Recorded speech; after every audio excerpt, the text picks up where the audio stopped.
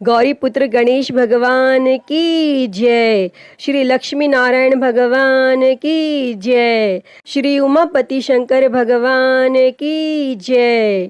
अन्नपूर्णा माता की जय। प्रिय भक्तजनों, आज हम इस वीडियो में माता अन्नपूर्णा की व्रत कथा सुनेंगे। तो आप सभी भक्तजन बड़ी ही श्रद्धा, ध्यान पूर्वक और प्रसन्नचित्त मन से माता अन्नपूर्णा की व्रत कथा को सुनिए। तो सभी प्रेम से बोलिए, माता अन्नपूर्णा की जय, सर्व देवी देवता की जय। एक समय की बात है, काशी निवासी धनंजय की पत्नी का नाम सुलक्षणा था। उसे अन्य सब सुख प्राप्त थे, केवल निर्धनता ही उसके दुख का एकमात्र कारण थी। यह दुख उसे हर समय सताता रहता था।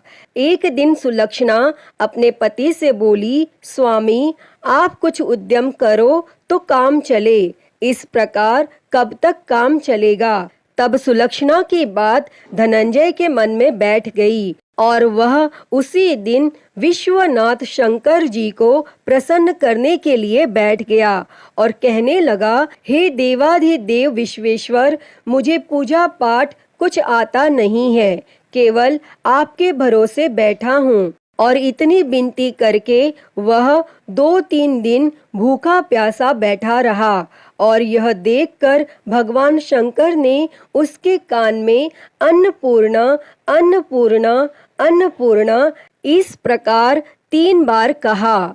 और यह कौन क्या कह गया? और इसी सोच में धनंजय पड़ गया कि मंदिर से आते ब्राह्मणों को देखकर पूछने लगा, पंडित जी, अन्नपूर्णा कौन है? तब ब्राह्मणों ने कहा, तू अन्न छोड़ बैठा है, सो तुझे अन्न की ही बात सूझती है। जा घर जाकर अन्न ग्रहण कर।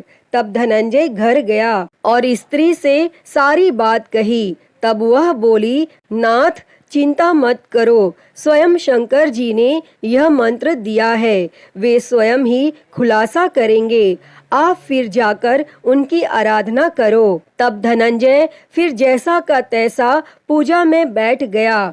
रात्रि में शंकर जी ने आज्ञा दी और कहा, तू पूर्व दिशा में चला जा। और वह अन्नपूर्णा का नाम जपता जाता और रास्ते में फल खाता, झरनों का पानी पीता जाता। और इस प्रकार वह कितने ही दिनों तक चलता गया और वहां से उसे चांदी सी चमकती वन की शोभा देखने में आई, सुंदर सरोवर देखने में आया। उसके किनारे कितनी ही अप्सराएं झुंड बनाए बैठी थी, एक कथा सुनती और सब मिलकर माँ अन्नपूर्णा इस प्रकार बार बार कहती थी। और यह अगहन मास की उजेली रात्रि थी और आज से ही व्रत का आरंभ था। और जिस शब्द की खोज करने वह निकला था, वह उसे वहां सुनने को मिला। तब धनंजय ने उनके पास जाकर पूछा, हे देवियों, आप यह क्या करती हो? तब उन सब ने कहा, हम सब माँ अन्नपूर्णा का व्रत करती हैं। तब धनंजय ने पूछा, व्रत पूजा करने से क्या होता है? यह किसी ने किया भी है? इसे कब किया जाए? कैसा व्रत है ये और कैसी विधि है? मुझे भी विस्तार से बतलाओ। तब वे कहने लगी, इस व्रत को सब कोई कर सकते हैं। 21 दिन तक के लिए 21 गांठ का सूत लेना चाहिए। 21 दिन यदि न बने तो एक दिन उपवास करें। यह भी न बने तो केवल कथा सुनकर प्रसाद लें, निराहार रहकर कथा कहें। और कथा सुनने वाला कोई न मिले तो पीपल के पत्तों को रख, सुपारी या घृत कुमारी वृक्ष को सामने कर, दीपक को साक्षी कर, सूर्य, गाय, तुलसी या महादेव को बिना कथा सुनाए मुख में दाना न डाले। यदि भूल से कुछ पड़ जाए तो एक दिवस फिर उपवास करें और व्रत के दिन क्रोध न करें और झूठ न बोलें। तब धनंजय बोला, इस व्रत के करने से क्या होगा? तब वे कहने लगीं, इसके करने से अंधों को नेत्र मिले, लूलों को हाथ मिले, निर्धन के घर धन आए, बांझी को संतान मिले, मूर्ख को विद्या आए, और जो जिस कामना से व्रत करें माँ उसकी इच्छा पूरी करती हैं। तब धनंजय कहने लगा, बहनों, मेरे पास भी धन नहीं है, विद्या नहीं है, कुछ भी तो नहीं है, मैं तो दुखिया ब्राह्मण हूँ, मुझे इस व्रत का सूत दोगी?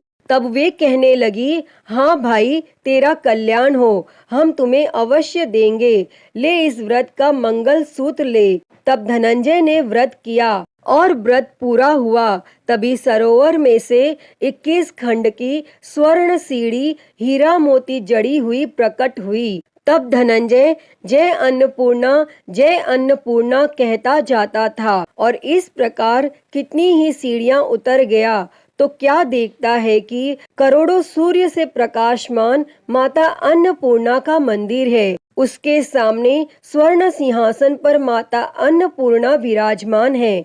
सामने भिक्षा हेतु शंकर भगवान खड़े हैं। देवांगनाएं चंवर डुलाती हैं, कितनी ही हथियार बांधे पहरा देती हैं। तब धनंजय दौड़कर जगदम्बा के चरणों में गिर गया। तब देवी उसके मन का कलेश जान गई और धनंजय कहने लगा, माता, आप तो अंतर्यामिनी हो, आपको अपनी दशा क्या बताऊं? तब माता बोली, मेरा व्रत किया है, जा संसार तेरा सत्कार करेगा। तब माता ने धनंजय की जीवा पर बीज मंत्र लिख दिया और अब तो उसके रोम रोम में विद्या प्रकट हो गई। इतने में क्या देखता है कि वह काशी विश्वनाथ के मंदिर में खड़ा है और माँ का वरदान ले धनंजय घर आया और सुलक्षणा से सब बात कही और माता जी की कृपा से उसके घर में संपत्ति उमड़ने लगी और छोटा सा घर बहुत बड़ा गिना जाने लगा। जैसे शहद के छत्ते में मक्खियां जमा होती हैं और उसी प्रकार अनेक सगे संबंधी आकर उसकी बड़ाई करने लगे और कहने लगे, इतना धन और इतना बड़ा घर, लेकिन सुंदर संतान नहीं तो इस कमाई का कौन भोग करेगा? क्योंकि सुलक्षणा से संतान नहीं है, इसीलिए तुम दूसरा विवाह करो। तब अनिच्छा होते हुए भी धनंजय को दूसरा विवाह करना पड़ा और सती सुलक्षणा को सौत का दुख उठाना पड़ा। इस प्रकार दिन बीतते गए।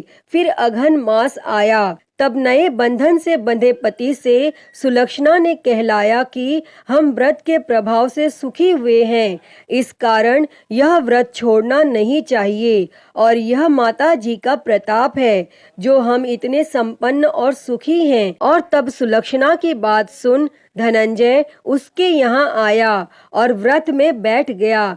तब नई बहू को इस व्रत की खबर नहीं थी और वह धनंजय के आने की राह देख रही थी। तब दिन बीतते गए और व्रत पूर्ण होने में 3 दिवस बाकी थे कि नई बहू को खबर पड़ी और उसके मन में ईर्ष्या की ज्वाला दहकने लगी थी और वह सुलक्षणा के घर आ पहुंची और उसने वहां भगदड़ मचा दी।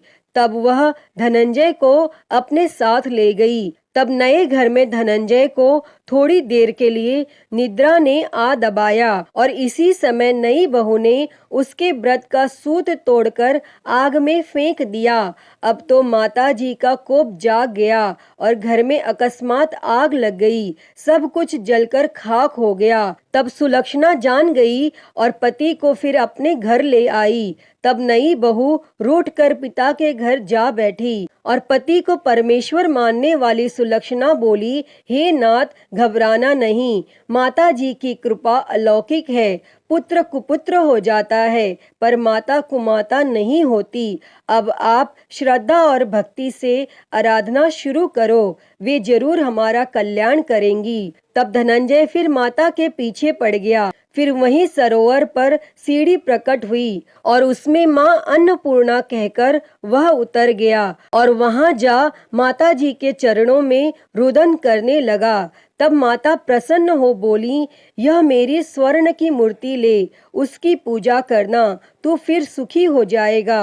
जा, तुझे मेरा आशीर्वाद है। तेरी स्त्री सुलक्षणा ने श्रद्धा से मेरा व्रत किया है, उसे मैंने पुत्र दिया है। तब धनंजय ने आंखें खोली तो खुद को काशी विश्वनाथ के मंदिर में खड़ा पाया और वहां से फिर उसी प्रकार घर को आया। और इधर सुलक्षणा के दिन चढ़े और महीने पूरे होते ही पुत्र का जन्म हुआ और गांव में आश्चर्य की लहर दौड़ गई। और इस प्रकार उसी गांव के निसंतान सेठ के यहाँ पुत्र होने पर उसने माता अन्नपूर्णा का मंदिर बनवा दिया और उसमें माताजी धूमधाम से पधारी, यज्ञ किया और धनंजय को मंदिर के आचार्य का पद दे दिया।